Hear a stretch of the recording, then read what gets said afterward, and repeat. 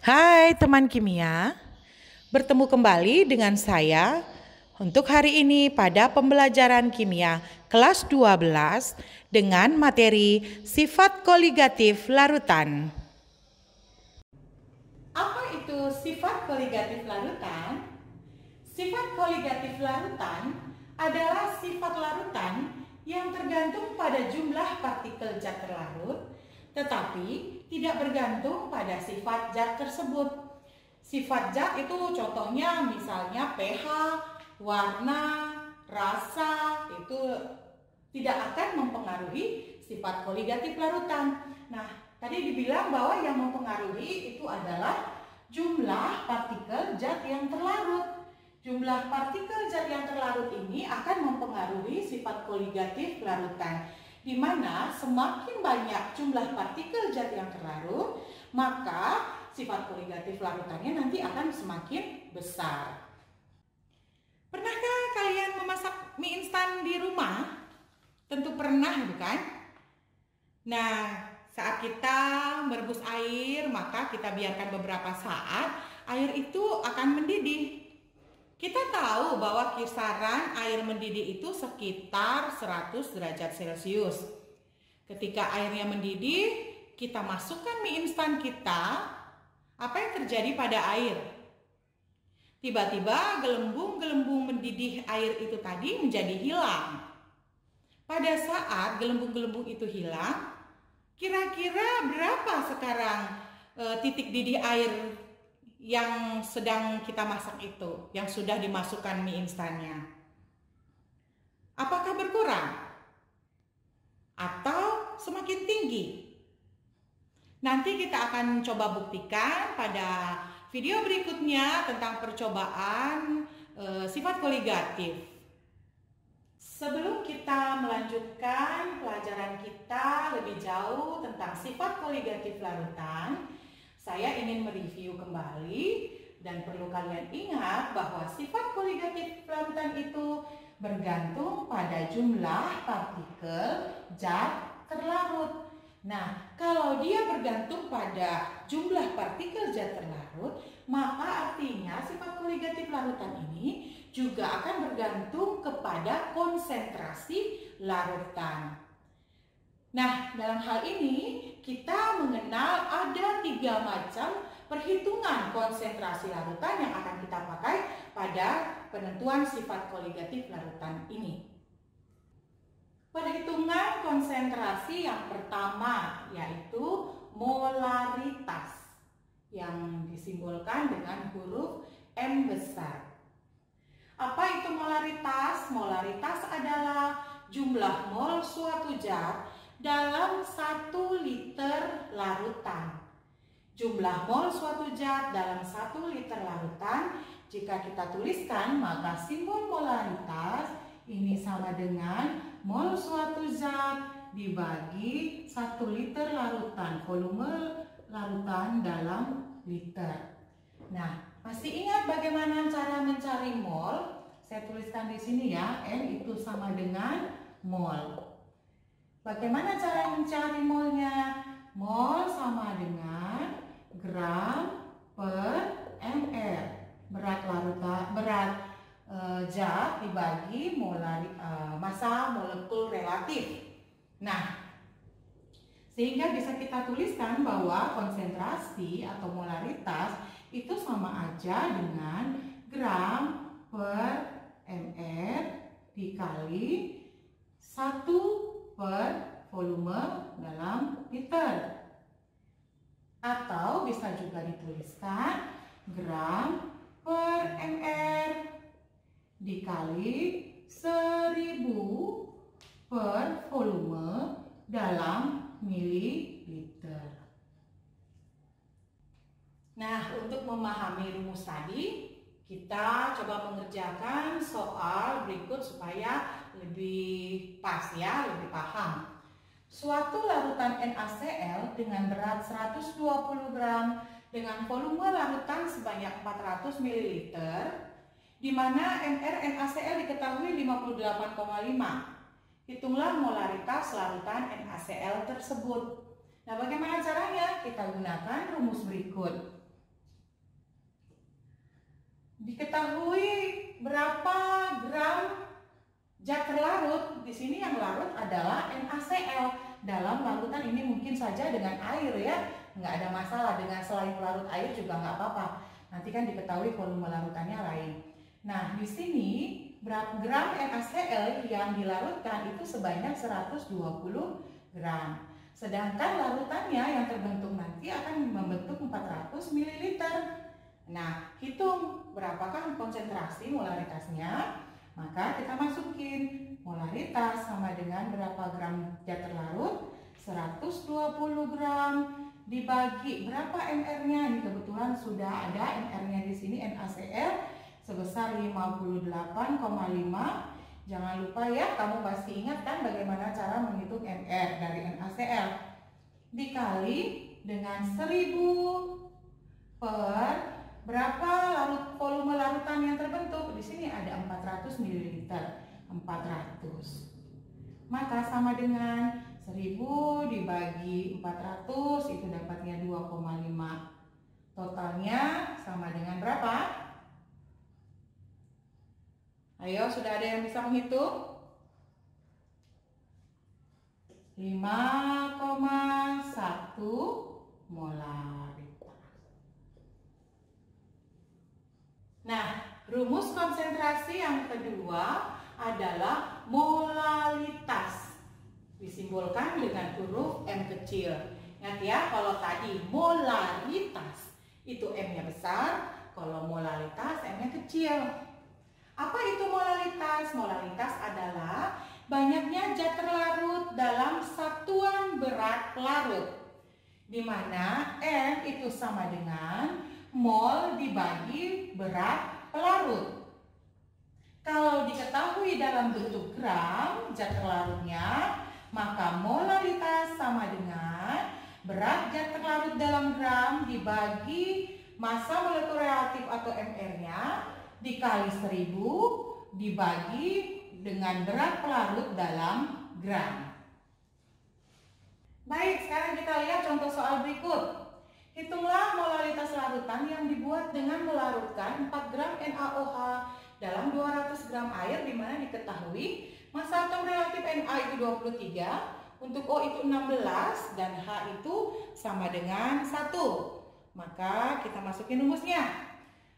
Molalitas sama dengan berat zat terlarut dibagi massa molekul relatif dikali 1000 dibagi berat zat pelarut ya, dalam gram juga di sini. Nah, masukin. Nah, apa yang belum kita hitung di sini ada mR ya. Di sini baru diketahui air. Maka bagaimana? Yuk, saya pengen kamu mencoba ulang. mR sama dengan ARNA ditambah ARO ditambah ARH, karena ini jumlahnya satu-satu ya.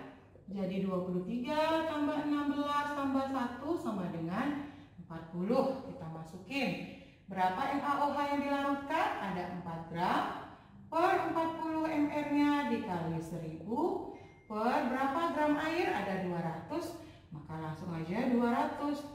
1000 bagi 200 itu dapatnya 5. 4 bagi 40 itu dapatnya 1/10. Maka hasilnya adalah 5/10 atau sama dengan 0,5 molaritas. Yang ketiga adalah fraksi mol, dilambangkan dengan X. Apa itu fraksi mol? Fraksi mol adalah perbandingan mol salah satu komponen larutan terhadap jumlah mol seluruh komponen larutan. Maksudnya komponen larutan itu apa? Nah, kamu ingat bahwa fraksi itu artinya adalah bagian-bagian dari larutan. Nah, bagian apa aja yang ada dalam larutan? Yang pasti ada 2 macam, yaitu yang namanya pelarut yang biasa jumlahnya banyak, dan yang namanya zat terlarut.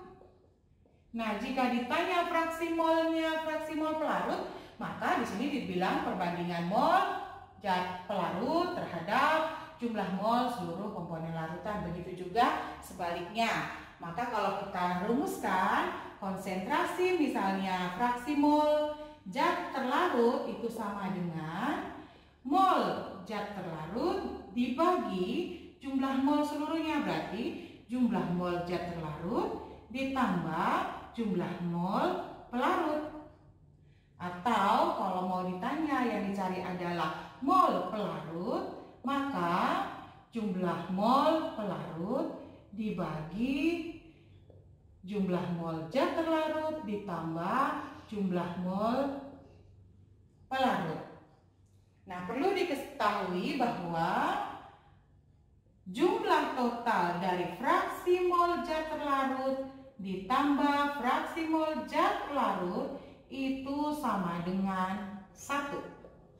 Jadi kamu nggak perlu mencari dua-duanya, cukup cari salah satu, kemudian kamu kurangkan dengan 1, maka akan dapat hasilnya.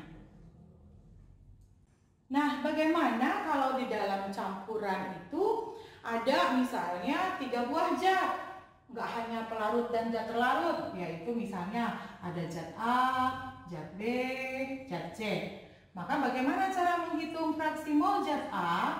Ya, tetap aja kita masukin mol zat A dibagi mol zat A ditambah mol zat B ditambah mol zat C. Atau misalnya kita mau cari mol zat B sama dengan fraksi mol zat B, maka sama dengan mol zat B dibagi mol A ditambah mol zat B ditambah mol zat C. Begitu seterusnya. Nah, kita lanjutkan sekarang ke contoh soal untuk fraksi mol. Sebanyak 27,6 gram etanol atau C2H5OH dilarutkan dalam 54 gram air.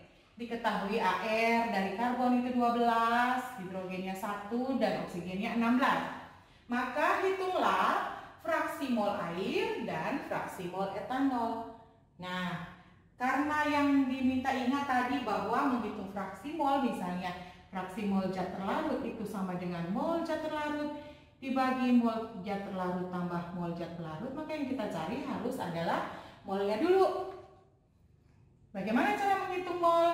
Mol dapatnya dari gram per ml.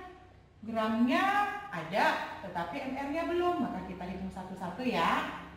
ml untuk C2H5OH sama dengan 2 kali 12 tambah 6 ya. 6 kali H-nya itu 1 ditambah 1 kali 16. Maka totalnya berapa?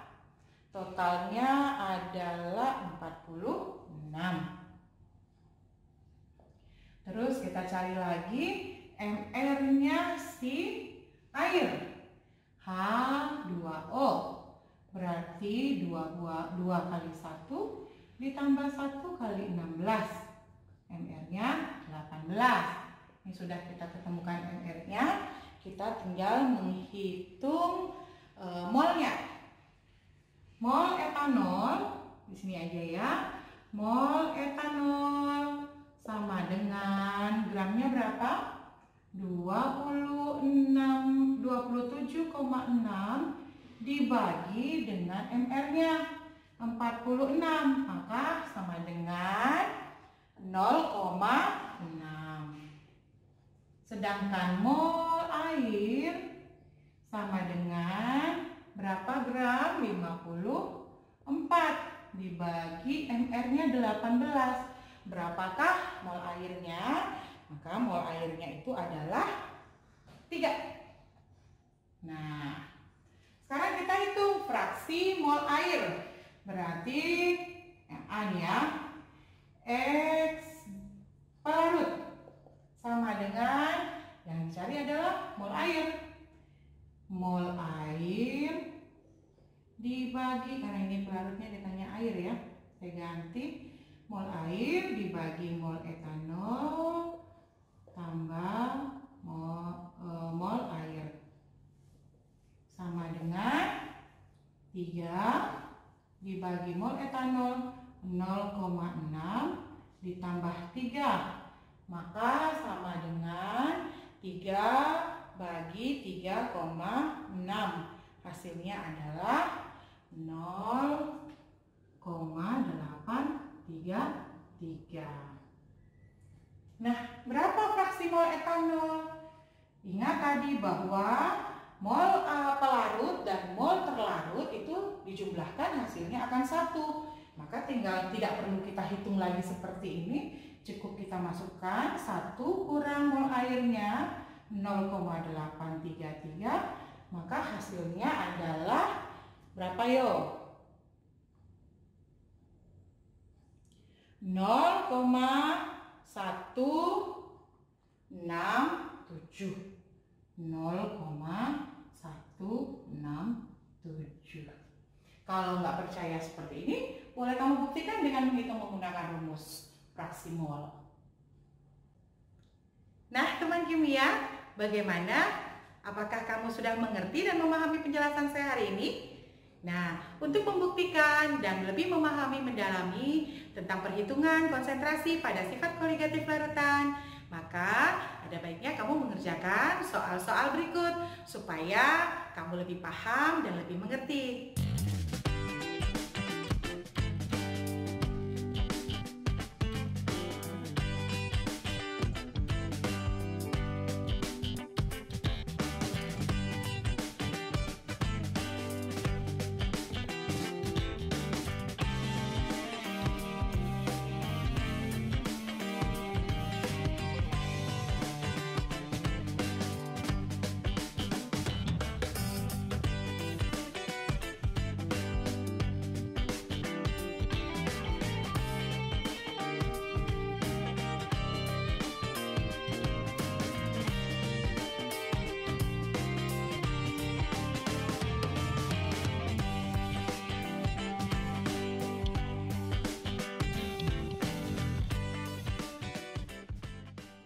Sampai ketemu lagi.